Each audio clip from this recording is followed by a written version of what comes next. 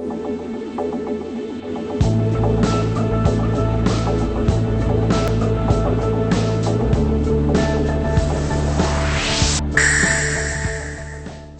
여러분 안녕하세요. 토익 스피킹 레벨 6 보장반 12번째 시간이죠. 자, 오늘은 Part 4에 대한 템플릿을 한번 잡고 가도록 하고 있습니다. 자, 근데 여러분들 오늘 주의하실 게 있어요. 여러분들 수학 혹시 좋아하세요? 수학을 좋아하는 사람은 그렇게 많이 없을 거예요. 근데 산수를 어려워하는 사람들이 있나요? 산수는 굉장히 쉽게 느껴지죠. 자, 같은 말이라도 우리가 수학이다, 산수다 이 한마디에 따라서 느낌이 확 달라지는 것처럼 여러분들은 오늘 1 더하기 1은 2다라는 이 공식이라는 게 있죠. 그런 공식을 배우실 거예요. 아니 어떻게 영어를 공식으로 배우냐. 여러분들 Part 4에서요. 이 공식만 알고 있으면 여러분들은 리스닝이 안 들려도 답을 하실 수가 있어요. 근데 반대로 이 공식을 모르면 전적으로 리스닝에 의존을 하셔야 되죠. 근데 이 리스닝이 만약에 안 됐다? 그러면 여러분들은 어떻게 해요? 시험장 가서 리스닝 막 나왔어. 이러고 나오죠. 자, 그러면 전체적으로 빵점 나오시는 거예요. 자, 그렇기 때문에 지금부터 그 공식 들어갈 건데요. 여러분들 어려워하실 필요 전혀 없어요. 지금부터 오늘 설명하는 내용만 정확하게 기억하시면 뒤에 13, 14강 문제 굉장히 쉽게 푸실 수 있으니까 그 적용한 로직을 한번 시작을 해보겠습니다. 자, 첫 번째 Part 4는요. 의문사, 의문문이 주를 이뤄요. 자, 근데 거기에 추가되는 문제가 부가 의문문이라는 애가 나오죠. 부가 의문문이 뭐예요? Am I right? Is it right? 다시 한번 물어보는 것들. 자, 우리가 이런 부가 의문문이나 일반 의문문을 조동사, 비동사 질문문이라고 얘기를 하고요. 얘네들은 yes, no question이다. 그래서 웬만한 대답은 yes, no 이걸로 가는 것보다는 sure 이걸로 바로 들어가 주시는 게 훨씬 더 좋은 표현법이니까 이거 한번 기억해 놓으시고요. 자, 7번이랑 8번 문제는요. 답변 준비 시간이 없이 답변 시간이 15초죠. 그렇기 때문에 그 15초의 기준 안에 여러분들이 답변을 할 수 있는 정도의 길이만 얘네가 물어볼 거예요. 자, 그래서 7번이랑 8번 같은 경우 의문사와 강세 단어를 확인을 하고 들어준 다음에 표에서 찾는다라고 얘기를 하고요. 9번 문제 같은 경우는 두세 가지 이상의 묶여있는 정보를 찾아내서 우리가 말할 준비를 한다라는 아주 기본적인 룰이 있지만 이 룰보다 더 쉬운 내용을 지금부터 설명을 한번 드리겠습니다. 자, 첫 번째로요. 지문의 유형은 5가지가 있어요. 첫 번째, reservation confirmation, 예약 확인증이죠. invoice, 송장 같은 것들. 그 다음에 flyer, 뭐예요? 전단지죠. 아니면 order slip, 얘네들 같은 경우는 뭐 주문 확인서 같은 것들. 자, 이런 지문이 나오면은요, 맨 윗부분에는 뭐가 나오냐? 이 회사의 이름, 그 다음에 주소, 연락처 같은 것들이 나와요. 자, 이런 애들을 우리는 정말 쓰잘데기 없는 정보다 쓰레기라고 부르죠. 자, 탑 부분 그냥 갖다 버리시는 거예요. 쓰레기가 뭐예요? 쓰레기가. 냄새나지. 갖고 있으면 냄새나고 자꾸 들고 있으면은 썩어 들어가죠. 이런 거 빨리빨리 갖다 버려야 되는 거. 자, 탑 부분 나오는 순간 그냥 갖다 버리는 쓰레기다라고 생각을 하시면 돼요. 자, 두 번째, 바디 부분에서는 디테일한 내용이 나오죠. 날짜라든가 항목, 주문 내역, 수량, 금액 같은 것들. 자, 여기서 무조건 모든 문제가 다 나온다. 자, 7번, 8번, 9번 이 세 가지 문제가 전부 다 바디에서 나온다라고 생각을 하시면 될 것 같고요. 자, 마지막 발음 부분이다. 특이사항 같은 거 물어보지도 않아요. 심지어 나온다 하더라도 additional information, 하등에 쓸모없는 같은 쓰레기. 자, 결국에는 이런 문제가 나오면은 바디 부분만 여러분들이 잡아주시면 될 것 같아요. 자, 두 번째로요. 지원서라든가 아니면은 뭐 신청서 같은 것들이 있죠. 여러분들 신청서 같은 거 아니면 회사에 지원하실 때 그런 지원 서류 같은 것도 써보셨을 거예요. 포맷이 어떻게 되어 있죠? 전부 다 A4지에 뭔가 글씨들이 써 있는데 밑줄이나 체크할 수 있는 칸들이 굉장히 많이 담겨져 있죠. 자, 그런 부분에서 역시 위쪽에는 하등에 쓸모없는 쓰레기 정보, 바디 부분에서 자필로 쓰여진 글씨라든가 아니면은 뭔가가 체크가 되어져 있는 부분들, 얘네가 전부 다 문제거리다. 자, 그래서 여기서도 역시 문제는 바디 부분에서만 나온다. 요거 기억해 주시면 될 것 같고요. 자, 마지막으로 역시 발음 부분의 밑에 부분, 주의사항 같은 거 하등에 쓸모없는 정보죠. 아, 선생님, 방금 전에 얘기할 때 뭔가 어마어마한 걸 가르쳐 줄 것 같이 얘기를 해놓고서 이게 뭐예요? 토익 좀만 해보면은 다 알 수 있을 법한 그런 내용이잖아요. 자, 이 두 개 지문 합쳐서 여러분들 시험에 나오는 확률 10% 미만이다라고 생각을 하시면 돼요. 자, 그렇기 때문에 가볍게 지금 넘어가는 거죠. 자, 지금부터가 진짜 시작이라고 보시면 돼요. 자, resume, 이력서죠. 우리나라 이력서 같은 경우는 굉장히 복잡한 구조로 되어 있어요. 심지어 우리 엄마, 아빠 이름, 나이, 막 학력 이런 것들까지 막 다 쓰라 그러죠. 영어는 그런 포맷이 없어요. 무조건 컬럼이 딱 3개 나오죠. 자, 왼쪽에는요, 카테고리가 나올 거고요. 가운데 부분에는 길게 디테일한 내용들이 나올 거고요. 오른쪽에는 깔끔하게 기간, 근무 기간이라든가 경력 기간 같은 것들이 나오게 되겠죠. 자, 윗부분에는요, 지원자의 정보가 나와요. 자, 이 사람의 이름은 뭐고, 주소는 어디 살고, 전화번호는 뭐고, 이메일 주소는 뭐고, 이런 것들. 자, 근데 여기서 이런 거를 물어보는 경우는 단 한 번도 없다. 역시 탑 부분에서는 그냥 알고 있는, 그냥 참고할 만한 정보들만 나온다. 대신에 이 바디 부분에서 세 문제가 다 튀어나오는데요. 자, 한 5가지 정도의 카테고리가 있어요. 첫 번째, 지원 직책이 어디냐? 두 번째, 이 사람의 장단점은 뭐냐? 어떤 특징은 뭐냐? 세 번째, 추천은 누구한테 받았냐? 네 번째, 경력은 어떻게 되냐? 다섯 번째, 학력사항은 어떻게 되냐? 자, 이 5가지 중에서 세 문제가 나올 텐데요. 무조건 경력이랑 학력 2가지는 문제거리다라고 생각을 하시면 돼요. 자, 나머지 3개 중에서 하나가 또 문제가 나올 텐데 이거는 조금 이따가 여러분 차트 보면서 한번 설명을 드릴게요. 자, 그 다음에 이력서는요. 밑에 발음 부분이 아예 존재를 하지를 않아요. 그렇기 때문에 무조건 경력, 학력, 그 다음에 나머지 셋 중에 하나 요것만 준비하고 계시면 되겠죠. 자, 예를 들어서 한번 살펴볼게요. 자, 이력서가 이렇게 나왔어요. 위에 부분, 자, 탑 부분이죠. 이름, 주소, 전화번호, 이메일. 자, 방금 전에 얘기했듯이 하등에 쓸모가 없는 정보다. 자, 그 다음에 딱 봤을 때 왠지 경력 좀 많아 보이고 학력도 많아 보이고 스킬도 많아 보이고 이런 것들이 있죠. 자, 지금 이 상태로 봤을 때는 일단 얘랑 얘가 문제가 나온다라는 거는 여러분들이 들어보셨을 거예요. 자, 근데 얘가 될지 아직은 잘 모르겠죠. 자, 이런 것들을 우리가 구분하는 방법이 하나가 있어요. 자, 어떻게 되느냐? 한 줄에 나오는 정보의 개수를 가지고 판단을 하시는 거예요. 자, 이 한 줄에 나오는 정보라는 거는 한 줄에 지금 직책, 지원 직책, 그다음에 그 이름, 이런 식으로 정보가 나오죠. 이 정보의 개수를 가지고 여러분들이 파악을 하셔야 되는데요. 이 내용은 조금 이따가 나머지 3개의 전체적인 유형을 본 다음에 다시 한번 정리를 해드리도록 하겠습니다. 자, 이따 다시 돌아올 거니까 이 부분은 그대로 놔두고요. 자, 그 다음에 강연 및 행사 일정표다. 어떤 일정표, 스케줄표가 나온다라고 했을 때 얘 같은 경우는 전체 시험의 약 50% 정도를 차지를 해요.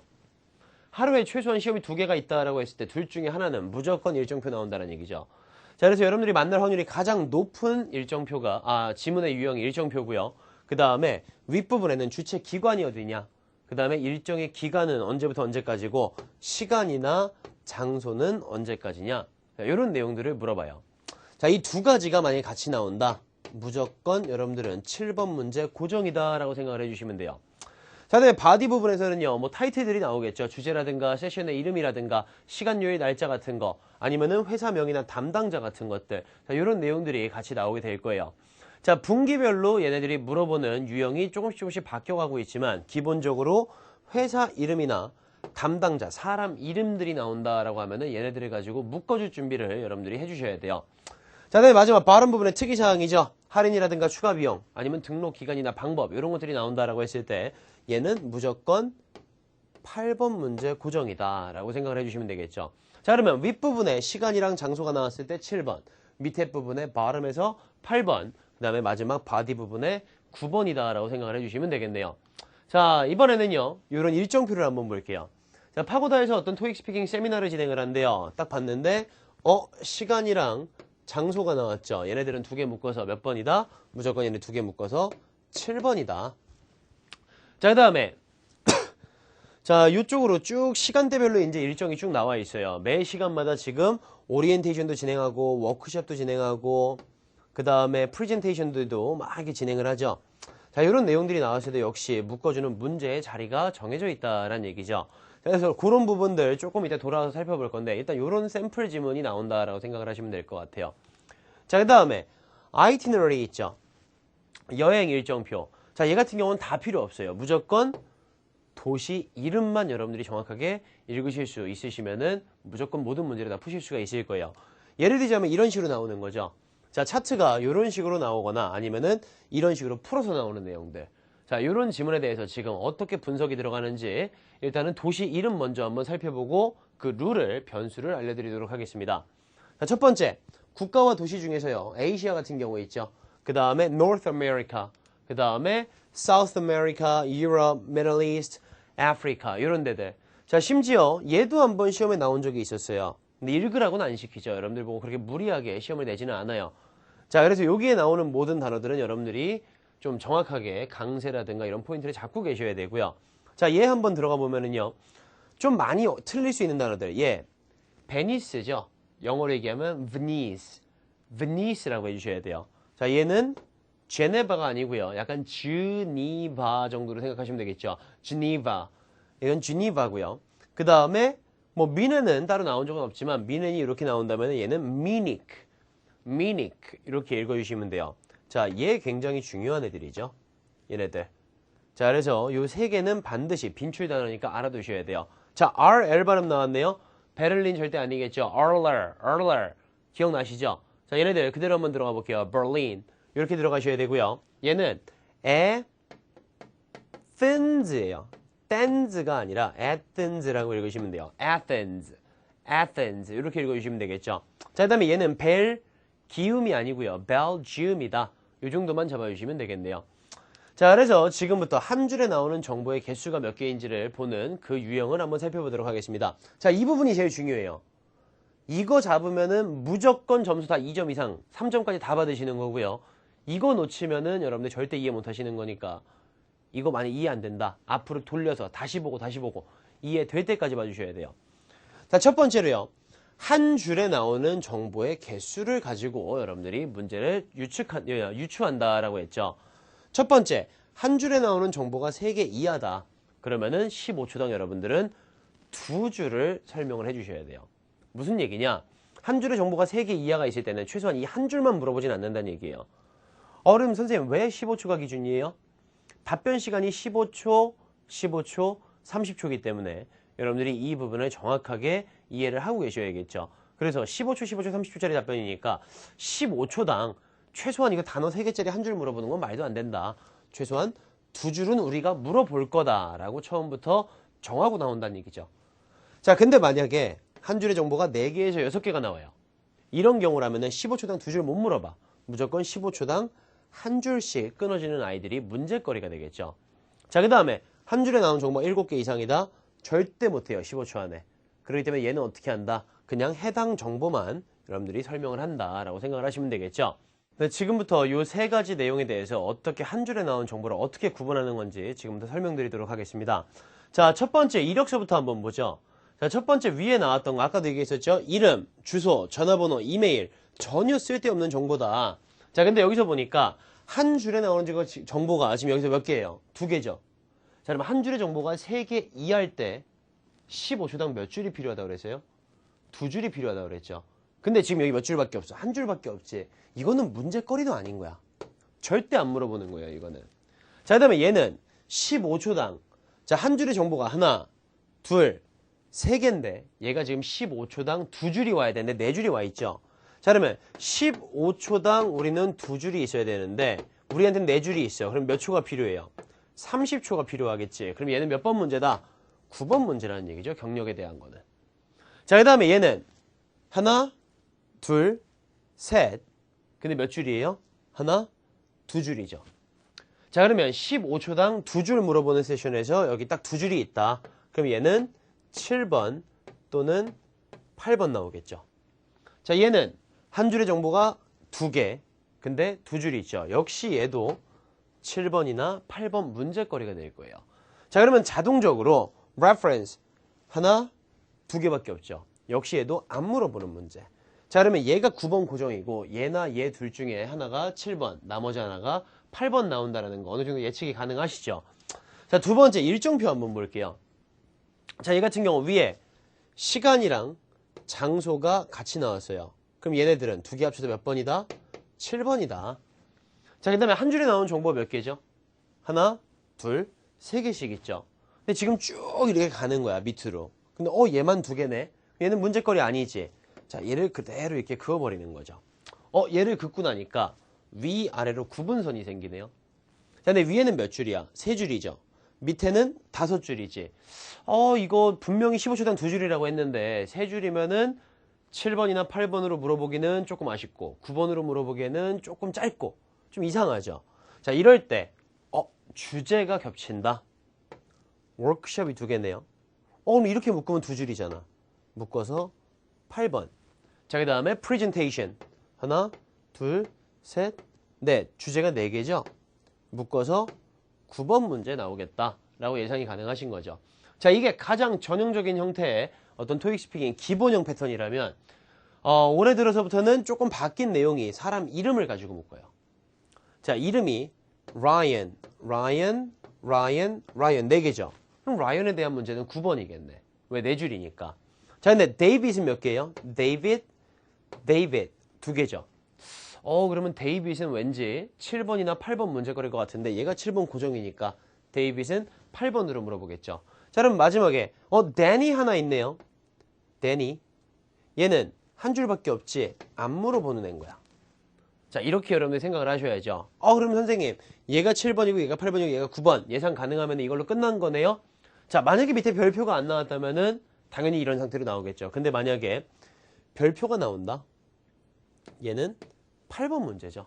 그러면 얘는 안 물어본다. 자, 별표가 없다면 얘가 8번. 별표가 있다면 얘는 안 물어보고 별표가 8번. 이렇게 예측을 하시면 되겠습니다.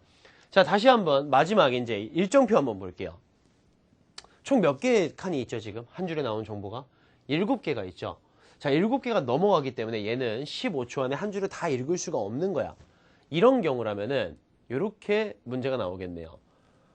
What time will I leave for LA? 내가 LA로 몇 시에 떠납니까? 그러면은 요 세 칸, 내가 시카고를 며칠 날 몇 시에 떠납니다. 요것만 얘기를 해주면 되겠죠. 자, 근데 만약에 얘가 안 나왔다고 칠게요. 자, 그럼 한 줄의 정보 6개네. 그러면 15초 안에 충분히 얘기할 수 있는 범위죠. 4개에서 6개면 15초당 한 줄을 물어본다. 그때는 문제가 어떻게 나오느냐? 2월 5일의 일정을 알려주세요 라고 하면서 이 6가지를 쭉 설명하게끔 여러분들한테 질문을 던진다라는 거죠. 자, 그럼 마지막으로 얘네들이 다 안 나왔다고 칠게요. 자, 그런 경우라면은 한 줄의 정보가 하나, 둘, 3개밖에 없죠. 근데 우리는 2줄이 필요한 거야. 그렇기 때문에 뭐라고 문제를 물어볼까? 2월의 전체 일정을 알려주세요. 이런 식으로 문제가 튀어나온다라는 얘기죠. 이런 것들을 여러분들이 예상을 하실 수가 있으셔야 돼요. 자, 그 다음에 뭐 이런 것들은 이런 차트형 문제가 이렇게 조금씩 서술형으로 조금씩 바꿔서 나오는 거. 얘도 똑같아요.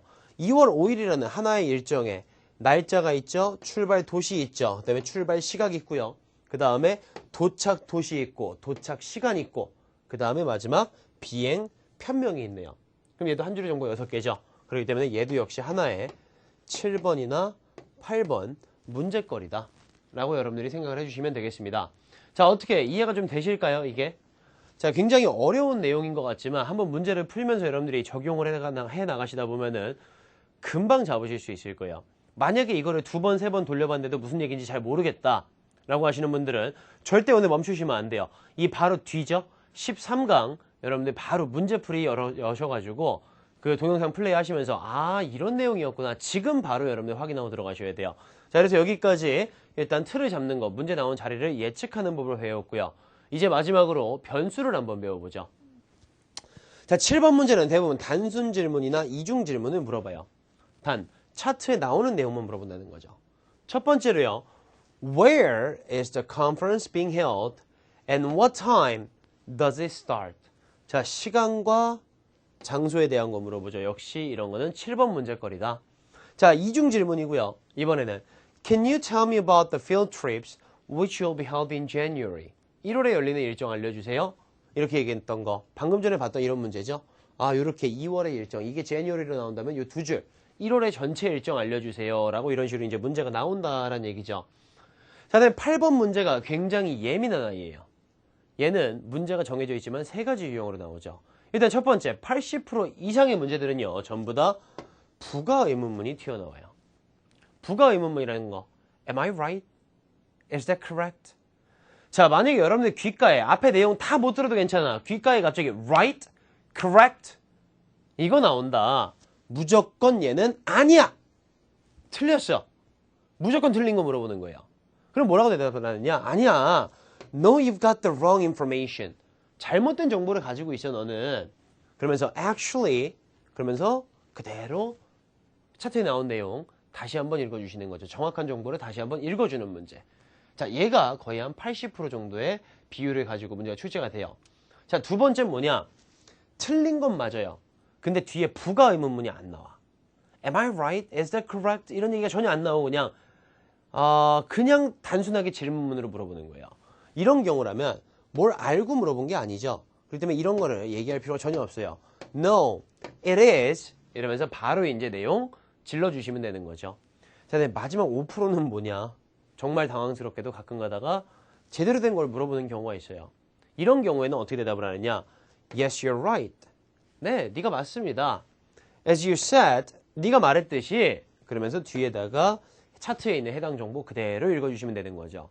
자, 이런 식으로 8번 문제는 세 가지의 유형이 있고요. 거의 뭐 두 가지라고 보시면 돼요. Right 들린다, correct 들린다 이런 경우라면 무조건 틀린 문제. No, you've got the wrong information. 바로 던져주시는 거고요.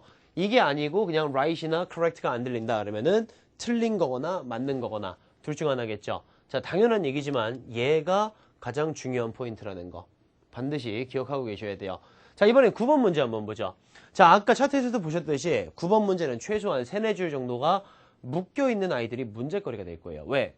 답변 시간이 15초, 15초가 아니라 얘는 30초죠.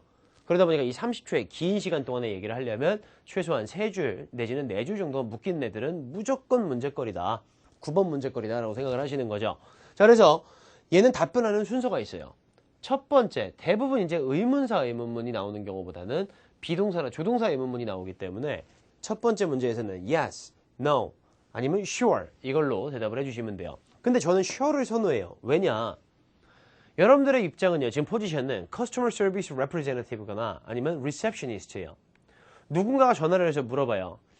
Could you please tell me the entire schedule for the meeting? 이렇게 물어봤어요. 근데 거기서 Yes, I will.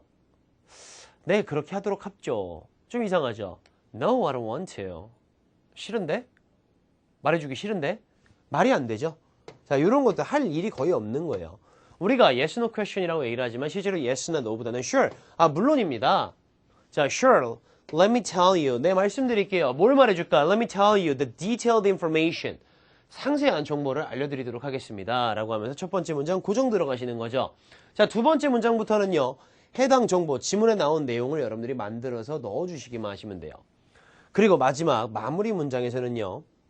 요거 하나 외우고 들어가시면 되겠네요. 자, 여러분들이 만약에 실력이 늘어서 나중에 이 시간 자체가 너무 많이 남게 됐을 때, 막 5초 이상이 남았다라고 했을 때, 여러분들은 아무 말도 안 하고 멈춰야 됨에도 불구하고 자꾸 뭔가를 얘기를 하게 되죠. 그거를 대비해서 여러분들이 이거 외워두시는 거예요. This is all the information you have asked for.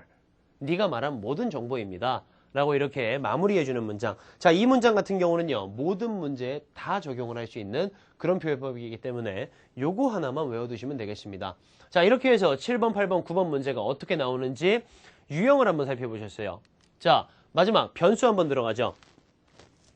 자, 맨 윗부분에 시간 그리고 장소가 둘 다 나온다. 무조건 7번이에요. 무조건 7번. 자, 근데 여기서 조금 틀어지는 게 어떤 거냐? 시간이나 장소가 분명히 나와요. 근데 특히나 토요일 시험 같은 경우 언제 어디서 열려요? 라고 물어보는 게 아니라 언제 열려요? 첫 번째 일정은 뭐예요? 아니면은 어디서 열려요? 몇 시에 끝나요? 이런 식으로 바디 부분에 첫 줄이나 마지막 줄을 엮어서 물어보는 문제가 가끔 나오기는 해요. 하지만 그런 것보다는 일단 시간 장소 나오면 무조건 7번이다. 언제 어디서. 만약에 문장을 못 들었다고 하더라도 그냥 언제 어디서 던지시면 최소한 2점은 받으시는 거죠. 자, 근데 시간이나 장소 둘 중에 하나만 나와요. 그러면 우리가 15초당 최소한 두 줄은 얘기를 해줘야 되는데 둘 중에 하나가 빠졌다는 얘기죠. 그러면 물어봐 안 물어봐? 안 물어봐 이거는 절대. 그러면 어디서 물어보냐? 바디 부분에서 구분선이 생기겠죠. 자, 그러면서 여기 따라서 순서대로 7, 8, 9번 내려갈 수도 있고요. 아니면은 밑에서부터 위로 올라오는 경우도 간혹가다 있어요. 그래서 이런 부분들 확인하시고요. 선생님 그럼 별표는요? 주의사항은 어떻게 돼요? 얘는 9번에 묻어가죠. 따로 8번이 아니란 얘기예요. 자, 시간과 장소가 나온다. 무조건 7번. 8번 문제는 별표. 그 다음에 다시 9번 문제는 바디. 이렇게 나간다면 얘는 그냥 여기서부터 7, 8, 9, 7, 8, 9 이런 식으로 이어져 나간다라고 생각을 해주시면 될 것 같아요. 자, 그 다음에 탑 부분에 방금 설명했던 거죠. 시간과 장소가 함께 나오면 무조건 7번이다. 근데 경우에 따라서 두 가지 중에 하나 시간만 물어보고 그 다음에 바디의 첫 번째 또는 마지막 줄의 정보를 합쳐서 물어보기도 한다. 방금 전에 설명했던 거죠. 자, 그 다음에 body 부분. 자, 여러분들 일정표를 봤을 때 여러분들이 세미나나 컨퍼런스에 갔어요. 밥 먹는 시간 중요해요, 안 중요해요? 당연히 중요한 사람이 있을 거예요. 휴식 시간 중요해요, 안 중요해요? 당연히 중요한 사람이 있겠죠. 근데 밥 먹고 쉬는 시간 굉장히 중요할 수도 있지만 여러분들 요거 기억하셔야죠. 여러분들한테 누군가 전화를 했어요. 예, 안녕하세요. 저 라이언인데요. 이번에 제가 그 토익 스피킹 세미나 참석할 거거든요. 제가 몇 가지 질문이 있어요. 이런 식으로 나레이션이 나온 다음에 첫 번째 7번 질문을 이렇게 물어봐요. 점심 몇 시에 먹어요? 아프죠? 이거 아픈 거야. 세미나에 내가 뭘 배우고 뭔가를 알기 위해서 가는 건데 여기다 대놓고 갑자기 뭐라 그러느냐? 밥 몇 시에 먹어? 8번 문제에서 쉬는 시간은 몇 번 있어요? 말 돼, 안 돼? 이런 거. 말도 안 되죠. 자, 그렇기 때문에 식사나 휴식 시간이 나오면 아까 문제를 낳는 기준선이다. 그래서 아까 토익 스피킹 세미나 일정표 나왔을 때 런치 나왔을 때 쫙 그어버렸었죠, 제가. 그게 바로 구분선이란 얘기예요. 그 구분선을 기점으로 위쪽과 아래쪽이 구분이 된다라는 얘기죠. 근데 이 런치나 디너 뒤에 다른 단어가 추가되면 무조건 이건 8번 문제거리다. 무슨 얘기냐? 런치만 나오면 안 물어봐요. 런치, 미팅이 나오면 메인 포인트는 얘죠. 얘는 무조건 8번 문제거리라는 거야. 디너 안 물어봐요. 근데 디너 with Ryan, 라이언이랑 같이 밥 먹는데 이거 문제거리라는 얘기죠. 자, 그 다음에 아까 묶었던 것처럼 사람 이름이라든가 회사 이름 나오면 무조건 묶어주는 거. 아까 같은 경우 라이언 4개였으니까 9번. 아니면 주제 같은 것들 프레젠테이션 4개였으니까 9번. 기억나시죠? 그래서 같은 일정 같은 것까지 역시 나오면 함께 묶어주는 방법 여러분들 꼭 기억을 해주셔야겠습니다. 자, 밑에 부분, 바른 부분, 대부분 8번. 근데 경우에 따라서는 9번. 언제? 위에서 시간, 장소 둘 중에 하나만 나와가지고 7번을 안 물어봤을 때. 자, 이렇게 정리를 해주시면 될 것 같아요. 자, 그리고 나서 이 모든 것들을 답변을 하기 위해서 여러분들이 반드시 외우고 들어오셔야 될 5가지의 표현법이 있어요. 이 5가지의 표현법만 여러분들이 정확하게 외워두시면 레주메를 제외한 모든 지문은 다 푸실 수가 있어요. 자, 아까 얘기했을 때 처음에 registration이라든가 invoice, flyer 이런 거 처음에 2개 유형 합쳐서 10%였죠. 레주메 하나만 20%고요. 그 다음에 일정표가 50%, 아이티너리가 역시 한 20% 정도 나온다라고 봤을 때 레주메 80%, 레주메 20% 제외한 나머지 80%를 이 5개의 표현법만 알고 계시면 여러분들 다 푸실 수 있다는 얘기죠. 자, 첫 번째, 뭐뭐가 열려요, 개최돼요 라고 할 때 will be held, 열릴 것입니다. something will be held. 아니면 같은 표현이죠. is going to be held. 아니면 will take place. 셋 중에 하나만 외우시면 돼요. 다 외우실 필요 없어요. 자, 뭐뭐가 열릴 거예요. 세미나가 열릴 거예요. 컨퍼런스가 열릴 거예요. 열릴 때 무조건 이것만 잡아주시면 되죠. 두 번째, 뭐뭐에 관해서 연설하다, 말하다라는 표현이 있어요. 자, 그럴 때 우리가 자주 쓰는 표현이죠. give a speech, deliver a speech, address a speech. 근데 주제, 토픽에 대한 거 앞에 전치사 on 붙죠? on something. 통으로 외우세요. give a speech on something. give a speech on something. 그대로 잡아주시고요. 자, 주제가 아니고 그냥 뭐 예를 들어서 프로젝트다. 주제 타이틀, 이런 코테이션에만 들어온 게 아니라 그냥 프로젝트에 관해서 말한다. 그러면 somebody will talk about something. somebody will introduce something. 요것만 기억해 주시면 되겠네요. 자, 그 다음에 우리가 어떤 디스커션, 회의라든가 아니면 세션, 아니면은 투어 이런 것들을 우리가 이어간다, 이끌어간다, 진행한다라고 하는 표현 lead라는 동사가 있죠. 자, somebody will lead, 이끌어갈 것입니다. 진행할 것입니다. 뭐를? A session, a discussion, a tour. 여기까지만 잡아주시면은 벌써 3가지가 마무리가 되죠. 자, 이거 반드시 여러분들 외워두셔야 되고요. 이것만 알고 있으면 문제 굉장히 쉽게 풀어요. 근데 이거 모르고 있으면 문장 만들어내는 데만 해도 엄청나게 시간이 많이 걸리겠죠. 자, 이제 2개 남았어요. 자, 얘가 되게 중요한 포인트예요. 별표 치고 반드시 외워놓으세요. 자, 처음에 화면에 차트에 절이 나온다면 너무 땡큐죠. 그냥 절 나와 있는 거 그대로 읽어버리면 돼. 근데 여기서 명사만 나왔어요. 예를 들어서 이 명사가 미팅이라는 게 나왔다고 한번 생각을 해봅시다. 자, 10시에 그냥 미팅 이렇게 나온 거예요. 그러면은 미팅이 나왔으니까 이거 절로 만들어야 될 거 아니야, 이거를. 자, 어떻게 하느냐? There will be a meeting. There will be 뭐뭐가 있을 것입니다. 뭐가? 미팅이 있을 것입니다. 자, 근데 나 뭐예요? 내가 뭐예요? 라고 물어봤어요. 그런 경우라면은 너는 뭐 할 거예요? 얘기해 줘야겠죠. You will have a meeting. 그대로 들어가시는 거죠. 자, 근데 만약에 이번에는 미팅이 아니라 meet with Ryan 이렇게 나왔다고 하실게요. 그럼 라이언이랑 같이 만난다라고 하면은 meet이 동사죠. 그럼 앞에 뭐가 필요해? 주어가 필요하겠네. You will meet with Ryan 이런 식으로 표현해 주시면 되겠죠. 자, 이거 반드시 명사나 명사구 이런 것들 동사가 나왔을 때 정확하게 외워두셔야 되는 포인트고요. 자, 마지막 일정표죠. 항상 도시를 출발할 때 depart from 도시, 뭐 leave for 도착지 이런 거 외우실 필요 없어요. 그냥 헷갈리기만 하는 거야. 어디를 떠나? depart from 도시. 그럼 도착을 해. 근데 도시죠. 공간이네. arrive in 도시죠. 절대 arrive at, arrive on 이런 거 없어요. arrive in 도시고요. 그 다음에 어떤 장소에 대한 명칭이다. arrive at 장소. 요것만 외워두시면 되겠습니다.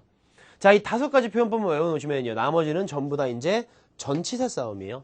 근데 전치사가 쉽지는 않죠. 그래서 시간이나 장소를 나타내는 전치사 at, on, in에 대해서 간단하게 설명해놨으니까 여러분들 보시면서 아, 이럴 때는 at 써야 되는구나.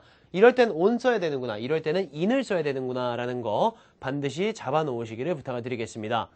자, 이렇게 해서 요 5가지 표현법만 외우면은 여러분들은 레주메를 제외한 나머지 문제는 다 푸실 수가 있을 거예요.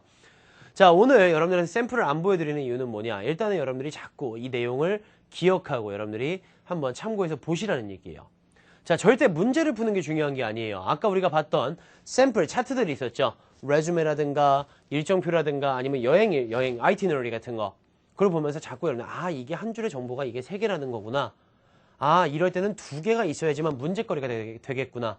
아니면 얘는 4개니까 9번 문제겠구나. 라는 것들을 여러분들이 반드시 정확하게 기억을 하시고 이해를 하신 다음에 다음 강을 보셔야겠습니다. 자, 이해 안 되시는 분들 다시 한번 2번, 3번 돌려보세요. 근데 3번까지 봤는데도 이해가 안 된다? 그때는 방법 없죠. 다음 강의로 넘어가셔서 샘플 테스트를 푸는 방법을 확인을 해보시기를 부탁드리겠습니다. 자, 오늘 여기서 마칠 거고요. 다음 시간에는 유형별 지문에 어떤 샘플을 풀어보면서 이 내용들을, 이 로직들을 적용해보는 시간 갖도록 하겠습니다. 자, 오늘 여기서 마칠게요. 수고하셨습니다.